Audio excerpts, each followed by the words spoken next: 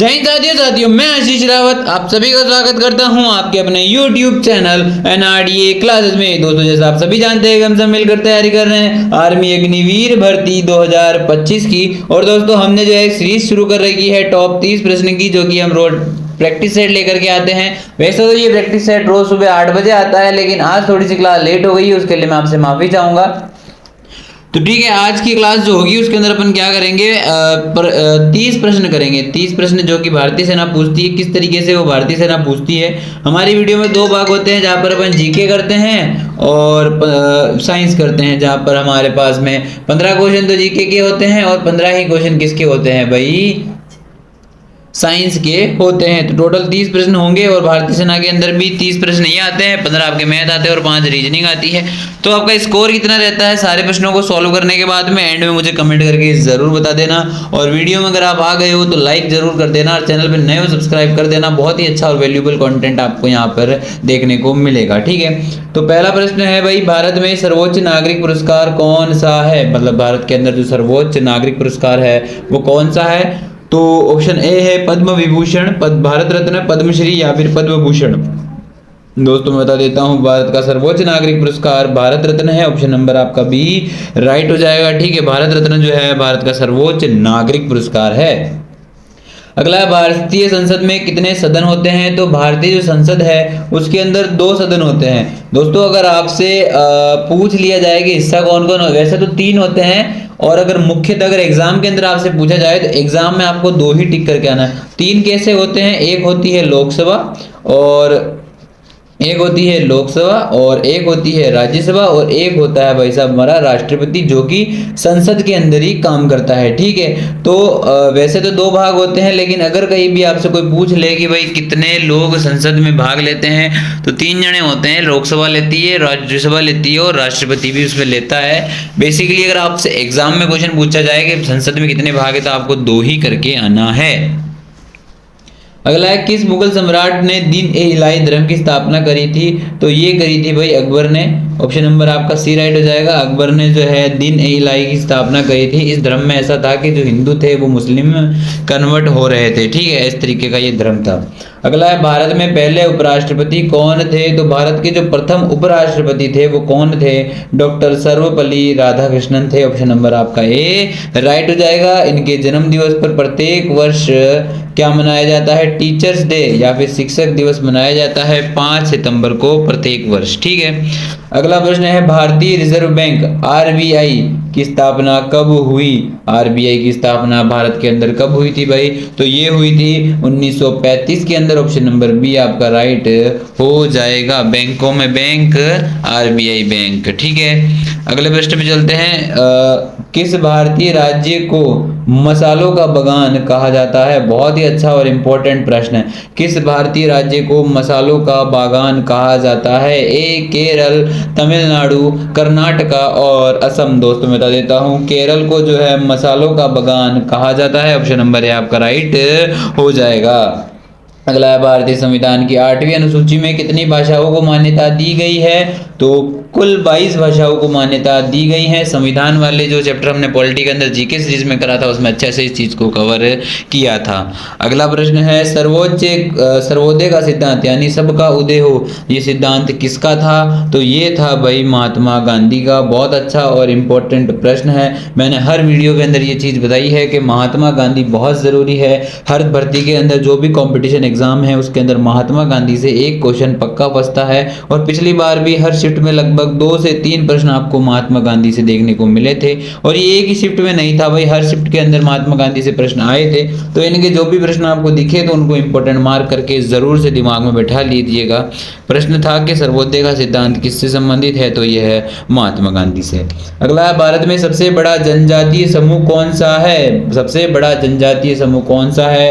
तो वो जो भील जनजाति है वो सबसे बड़ी जनजाति है भारत की। अगला प्रश्न है, योजना आयोग प्लानिंग कमीशन का गठन कब हुआ था? तो योजना आयोग की स्थापना 1950 में हुई थी। अगला प्रश्न हमारे सामने कि भारतीय राष्ट्रीय ध्वज को किस वर्ष अपनाया गया था? जो भारतीय राष्ट्रीय ध्वज है, इंडियन नेशनल फ्लैग, उसको कब अपनाया गया था? तो इसे अपनाया गया था 1947 में, जब भारत देश आज़ाद हुआ था अंग्रेजों से। अगला है, सुभाष चंद्र बोस ने आज़ाद हिंद फौज का गठन कहाँ पर किया था? इन्होंने इसकी जो स्थापना है 1939 में करी थी। और ये कब करी थी? 1939 में। कहाँ करी थी आपसे पूछ रहा है। तो इन्होंने जो है आज़ाद हिंद फौज की स्थापना करी थी सिंगापुर के अंदर। कहाँ पर करी थी? सिंगापुर में, जिसमें इनकी मदद करी थी हिटलर ने। किसने मदद करी थी? हिटलर ने इनको बनाने में मदद करी थी। अगला है, भारत के प्रथम मुख्य चुनाव आयुक्त कौन थे? भारत के प्रथम मुख्य चुनाव आयुक्त, जो चुनाव करवाते हैं, उसके मुखिया कौन थे प्रथम नंबर के? तो वो थे सुकुमार सेन। बहुत अच्छा प्रश्न, बहुत ही इंपॉर्टेंट प्रश्न, आपकी कॉपी के अंदर आपको जरूर से नोट डाउन इसे कर लेना है। जैसा मैंने आपको बताया था कि आपको एक अलग से कॉपी बनानी है, और जो आपको लगे कि इंपॉर्टेंट प्रश्न है तो उसे आपको अपनी सूझबूझ से उसे बनाते हुए चलना है, और एग्जाम के लास्ट डे से 2 दिन पहले आपको उसको पूरी रिवाइज करना है। और वो ऐसे प्रश्न होंगे जो कि आपको पहले से याद होंगे, तो केवल आपको देखते ही उन पर क्या हो जाएगा, याद हो जाएगा। तो अभी से वो कॉपी बनाकर चालू कर दीजिए आपकी तैयारी को। ठीक है। अगला है, भारत में गुरुत्वाकर्षण का सिद्धांत किसने खोजा था? भारत के अंदर गुरुत्वाकर्षण यानी ग्रेविटी किसने खोजी थी? जो ग्रेविटी का सिद्धांत है वो किसने खोजा था? अगर विश्व लेवल की बात करें तो न्यूटन ने खोजा था। अब उन्होंने खोजा था या नहीं खोजा था, भारत के अंदर जो है भाई किसने खोजा था? तो यह जो ब्रह्मगुप्त है, उन्होंने क्या करा था भाई, गुरुत्वाकर्षण का सिद्धांत पहले ही दे दिया था न्यूटन से। तो अब इन्होंने, जो पहले देता है शायद उसने तो कॉपी नहीं करी होगी, जो बाद में देता है शायद उसी ने करी होगी, है ना। तो बाकी तो आप समझदार हो। तो भारत में गुरुत्वाकर्षण का सिद्धांत किसने खोजा था? ब्रह्मगुप्त ने करा था। बाकी जो न्यूटन का सिद्धांत है उसे प्रसिद्धि मिली और वह ज़्यादा फेमस हो गया, इस वजह से हम उसको पढ़ते हैं और उसे याद करते हैं, और भारतीय सेना वहाँ से क्वेश्चन पूछती है फिजिक्स केमिस्ट्री में तो याद कर लेते हैं। ठीक है। तो अगला है, कृत्रिम गर्भाधान का पहला सफल प्रयोग किस जानवर पर किया गया था? कृत्रिम यानी आर्टिफिशियल गर्भाधान यानी जो बच्चादानी होती है उसे कहते हैं। जो आर्टिफिशियल बच्चेदानी होती है उसका पहला सफल प्रयोग यानी कि आर्टिफिशियल जो बच्चेदानी वो किसके अंदर डाली गई थी? तो कौन से जानवर में डाली गई थी? तो ये सबसे पहले घोड़े के अंदर डाली गई थी, जो कि सफलपूर्वक डल गई थी। ठीक है, सी ऑप्शन आपका राइट हो जाएगा। यहाँ पर आपके 15 प्रश्न जो है किसके समाप्त हो चुके हैं भाई? जीके के समाप्त होते हैं। अब अगले 15 प्रश्न आपके लिए साइंस के आएंगे, तो जरूर से वीडियो में एंड तक बने रहिएगा। अगर पहला प्रश्न है साइंस का कि सबसे अधिक ऊर्जा किसमें संग्रहित होती है? यानी हम प्रोटीन खाते हैं, कार्बोहाइड्रेट, वसा और खनिज, इनमें से कौन सी चीज खाए कि हमें जो है ज्यादा ऊर्जा प्राप्त हो? तो जो वसा युक्त चीजें होती है अगर आप खाएंगे तो आप में जो है ऊर्जा बनी रहेगी। अगला प्रश्न है, दूध में मुख्य रूप से कौन सा प्रोटीन पाया जाता है? तो दूध के अंदर कौन सा प्रोटीन पाया जाता है भाई? तो जो कैसीन होता है, जो कैसीन होता है वो दूध में मुख्य रूप से पाए जाने वाला प्रोटीन है। ऑप्शन नंबर ए आपका राइट हो जाएगा। अगला है, किस गैस को मृत गैस यानी कि डेड गैस कहा जाता है? ऑक्सीजन, नाइट्रोजन, आर्गन या हीलियम? दोस्तों मैं बता देता हूँ, मृत गैस के नाम से जो है आर्गन गैस को जाना जाता है। किस गैस को जाना जाता है भाई? आर्गन गैस को जाना जाता है। अगला है, निम्नलिखित में से कौन प्रकाश संश्लेषण प्रक्रिया में भाग नहीं लेता है?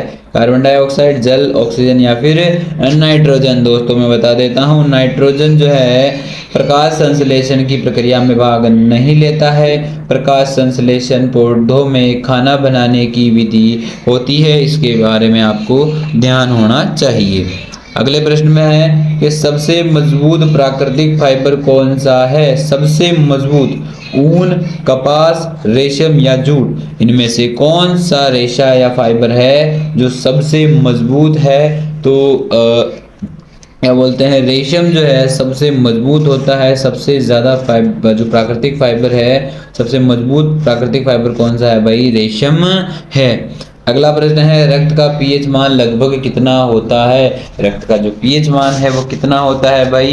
तो 7.4 जो है रक्त का पीएच मान होता है। ठीक है, बायो का प्रश्न है, अगला है पृथ्वी का सबसे भारी परत कौन सी है। पृथ्वी की जो सबसे बाहरी परत है उसे क्या कहा जाता है, तो उसे क्रस्ट कहा जाता है। क्या कहा जाता है बाहरी परत को, क्रस्ट कहा जाता है। अगला है कैलोरी किसका मापक है। कैलोरी किसका मापक है, तो कैलोरी जो है ऊर्जा का मापक है। किसका मापक है भाई, ऊर्जा का मापक है कैलोरी। अगला है मनुष्य में कितनी जोड़ी क्रोमोसोम होते हैं। ए 22, बी 23, सी 24 और डी 25। दोस्तों मैं बता देता हूँ, मनुष्य के अंदर जो है 23 जोड़ी क्रोमोसोम पाए जाते हैं। कितने जोड़ी, 23 जोड़ी। अगर आप इसे डबल करो तो 46 क्रोमोसोम पाए जाते हैं और 23 जोड़े क्रोमोसोम के पाए जाते हैं। ठीक है। अगला है निम्नलिखित में से कौन सा सबसे कठोर पदार्थ है। स्टील, ग्रेफाइट, हीरा या टंगस्टन। दोस्तों मैं बता देता हूँ, सबसे कठोर पदार्थ कौन सा है भाई, हीरा है। कौन है, हीरा है। ऑप्शन नंबर सी आपका राइट हो जाएगा, हीरा बेटे। अगला है ग्लूकोज को किस प्रक्रिया द्वारा ऊर्जा में बदला जाता है। ए पाचन, यानी कि ग्लूकोज को किस प्रक्रिया द्वारा ऊर्जा के अंदर, ग्लूकोज से किस प्रकार ऊर्जा निकाली जाती है, तो पाचन द्वारा, श्वसन द्वारा या फिर प्रकाश संश्लेषण और नाइट्रीकरण द्वारा। दोस्तों मैं बता देता हूँ, ग्लूकोज को जो है श्वसन द्वारा, किसके द्वारा, श्वसन की प्रक्रिया द्वारा ऊर्जा में बदला जाता है। अगला है वायुमंडल में सबसे अधिक मात्रा में कौन सी गैस होती है, तो वायुमंडल में नाइट्रोजन गैस जो है सर्वाधिक है, जो कि लगभग 78% है। ठीक है भाई। अगला प्रश्न है कि कौन सा अम्ल चींटियों के डंक में पाया जाता है। ए हाइड्रोक्लोरिक अम्ल, सल्फ्यूरिक अम्ल, फॉर्मिक अम्ल और एसिटिक अम्ल। दोस्तों मैं बता देता हूँ, चींटियों के अंदर जो पाया जाता है वो कौन सा अम्ल है, वो फॉर्मिक अम्ल है। कौन सा अम्ल है, फॉर्मिक अम्ल है। सी ऑप्शन आपका राइट हो जाएगा। अगला है मनुष्य के शरीर में सबसे छोटी हड्डी कौन सी है, तो जो मनुष्य के शरीर में सबसे छोटी होती है वो कौन सी होती है, स्टेपिस, जो कि हमारे कान के अंदर पाई जाती है। सबसे छोटी हड्डी हमारे शरीर की होती है। बी ऑप्शन आपका राइट होगा। अगला है कौन सा ग्रह अपनी दूरी पर उल्टी दिशा में घूमता है, तो शुक्र ग्रह अपनी दूरी पर उल्टी दिशा में घूमता है, यानी कि पश्चिम से पूर्व घूमता है। ऑप्शन नंबर सी आपका राइट हो जाएगा। यहाँ पर आपके 30 प्रश्न समाप्त हुए। आपका कितना स्कोर रहा, अगर अभी तक आप वीडियो के अंदर बने हुए हो तो आपका बहुत बहुत धन्यवाद। स्कोर आप जरूर से कमेंट में बताइएगा। कैसी क्लास लगी मुझे ज़रूर से बता देना और जय हिंद ज़रूर लिख देना। वीडियो को लाइक करना ना भूले, चैनल को सब्सक्राइब कर ले और बेल आइकन को प्रेस कर दे, ताकि आपको जो है सारी वीडियोस की नोटिफिकेशन तुरंत मिल जाए। 2 बजे आपकी एक और क्लास होने वाली है, जीके सीरीज की शायद 90वां पार्ट आज अपन करेंगे।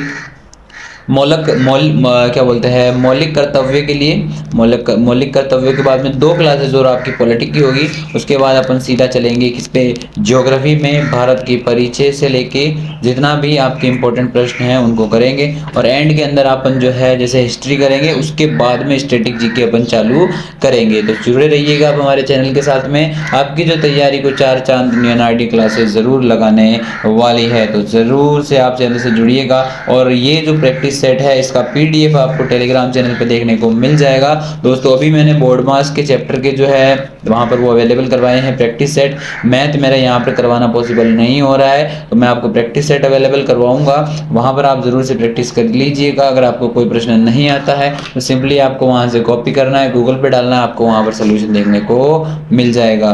फिर भी नहीं होता है तो अपन एंड के अंदर ट्राई करेंगे कि आपके जो है 15 से 20 क्लासेज ऐसी लेकर के आए जहाँ पर आपकी अच्छी तैयारी हो जाए। मैं कोशिश कर सकता हूँ, वादा नहीं कर रहा हूँ कि भाई लाऊंगा ही लाऊंगा, फिर भी देखते हैं। तो मिलता हूँ मैं आपको 2 बजे। अभी की वीडियो देखने के लिए बहुत बहुत धन्यवाद। क्लास लेट उसके लिए माफ़ी। ठीक है, बाय, सी यू, मिलते हैं 2 बजे।